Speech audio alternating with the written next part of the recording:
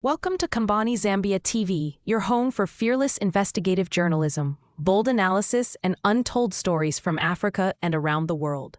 If you're new here, hit that subscribe button, tap the like, and share this video to spread the truth far and wide. We dig deeper, ask the hard questions, and uncover what others won't. This is more than news. It's journalism that holds power to account. Let's get started. Disclaimer. The content in this video is based on publicly available reports, statements, and allegations. These claims remain unverified, and we do not endorse or confirm their accuracy. This video is intended for informational and discussion purposes only. Zambia, a nation at a crossroads, a single constitutional amendment, known as Bill 7, has ignited protests, split political parties, alarmed civil society, and sparked a national debate that could redefine democracy itself.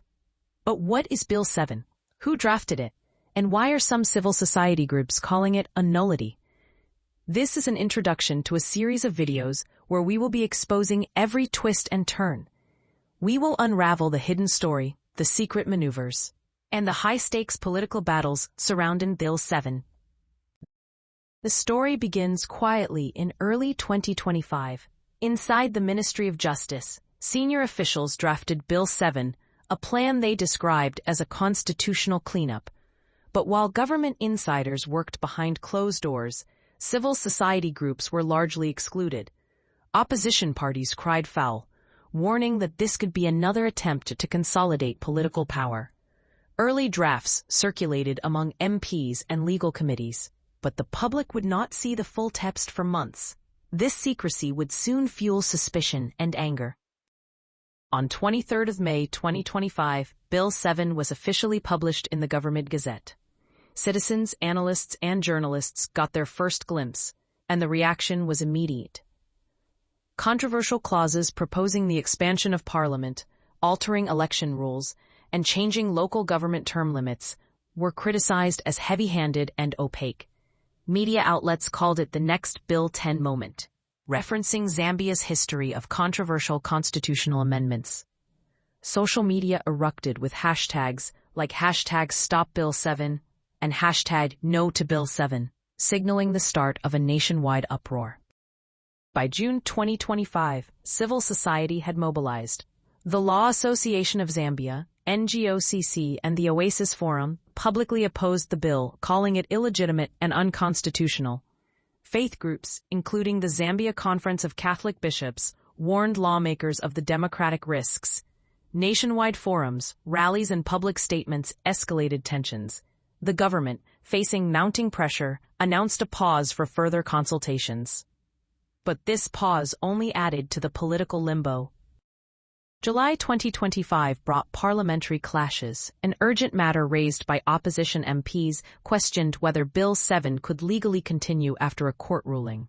Government insisted the bill was allowed. Opposition said it was illegal. Fragmented Hansard records hint at fierce debates, points of order, and procedural chaos, but full transcripts remain elusive. This phase revealed the deep tension between Zambia's legislature, judiciary, and executive, making Bill 7 a constitutional battleground. As the months passed, Bill 7 became a litmus test for Zambia's democracy. Churches, civil society, opposition MPs, and public commentators all condemned the bill. Reports of leaks within the ruling party suggested internal divisions and concern about political fallout. Provincial meetings and town halls failed to calm fears. By October 2025, the bill was widely considered a political liability. Finally, in December 2025, the Oasis Forum declared, "Bill 7 is a nullity. Withdraw it immediately." The statement gained national attention, cementing some civil society's rejection and leaving the bill in a state of legal and political limbo. Government continues consultations, but trust has eroded. The bill exists, but legitimacy does not, according to the opposers of the bill. Just when the Bill 7 controversy seemed to reach boiling point, Zambia's Constitutional Court delivered a landmark judgment, one that shook the entire amendment process to its core. In a petition brought forward by former Lumezi MP, Munir Zulu, and Tonse Alliance Youth Chairperson Celestine Mukandila, the court examined whether the government's approach to amending the Constitution was even legitimate. And in a powerful majority ruling, Constitutional Court President Professor Margaret Monalula, alongside judges Martin Musaluki, Matthew Chisunka, and Judy Mulongoti, delivered a clear message.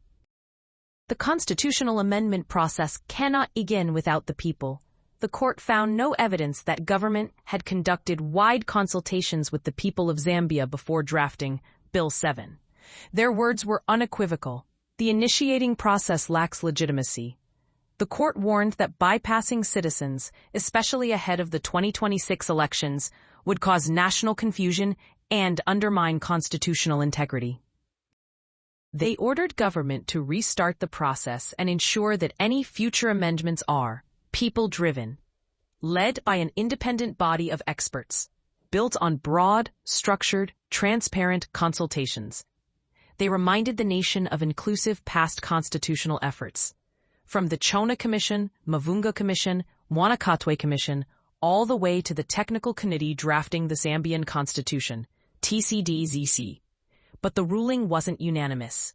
Judges Arnold Chilimi, Mudfurg Mwandenga, and Kenneth Malife issued a strong dissent, arguing that the petition lacked merit. They insisted that the amendment process should only be measured against Article 79, and that the absence of consultations cannot nullify a bill unless clear breaches occur.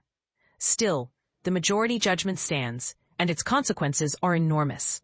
Bill 7 is now legally, politically, and constitutionally cornered. What started as a quiet government initiative has exploded into a national legal showdown, and this judgment may very well determine the fate of Bill 7, the 2026 elections, and the credibility of Zambia's entire constitutional order. Other reactions about Bill 7 continue to surface. Catholic Church and Oasis Forum should stop pretending like they are representing Zambians when they are representing themselves. Bishop Victor Kalesha at State House meeting with President Hichilema.